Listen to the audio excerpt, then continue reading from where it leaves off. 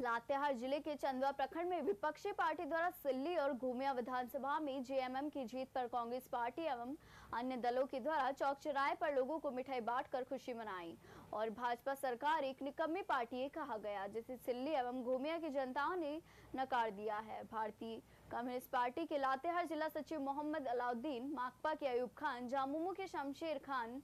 आदि इस दौरान उपस्थित रहे।